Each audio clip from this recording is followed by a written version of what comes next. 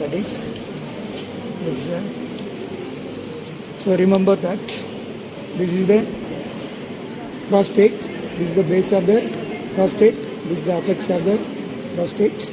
Now the urethra is traversing through the prostate at the junction between the anterior one-third and the posterior two-third. So this is the prostatic part of the urethra.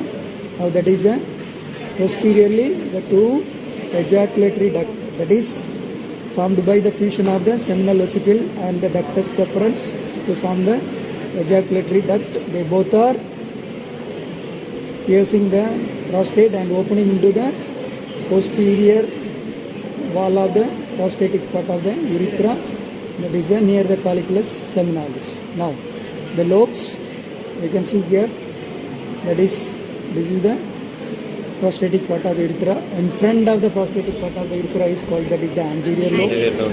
That will continuous lateral to the prostatic part of the urethra, that is lateral lobe. Now that is posteriorly behind the prostatic part of the urethra and above the two ejaculatory duct, that part is called, that is the median lobe.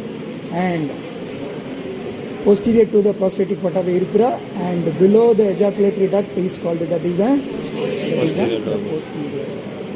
Functionally you can divide into the around the prostatic part of the urethra is called, that is the central zone, that is surrounding that is the transitional zone, and that outer is the, that is the okay. So this is the true capsule. We will have a prostatic plexus will be, that is surrounding that. So this median lobe is more prone for hypertrophy, prostatic hypertrophy, and it will obstruct that internal urethral orifice, and the patient will develop urinary obstruction.